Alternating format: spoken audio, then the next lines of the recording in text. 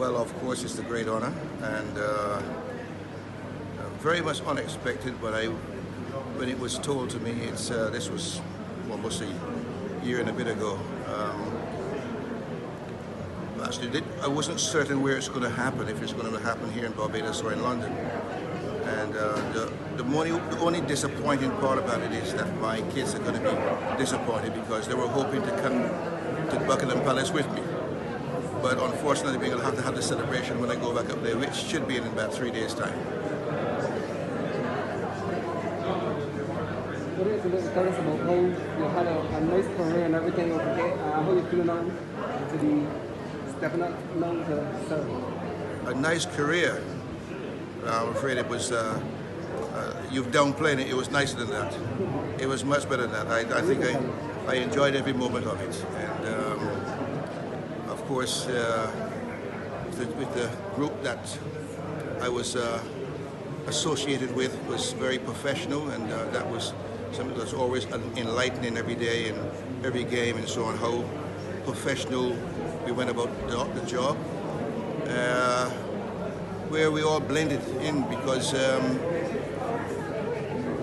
people felt, and I think it's still something that people think of, in that players from different parts of the Caribbean can gel so well together and be so successful.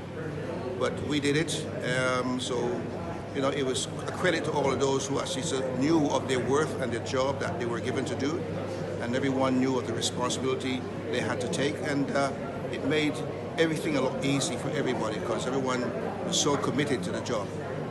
How do you feel about your good friend Haynes being inducted in the Hall of Fame?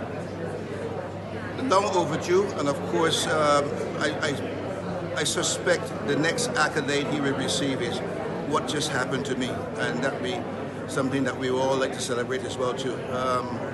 Yeah, it was felt that when it was announced that I was being given the knighthood, that Desmond would get it also. It wasn't to be, but I'm certain it will. It's not so far behind. Thank you. Do you have any advice for the current crop or those who are upcoming? Advice: be committed to the job, work hard at the job.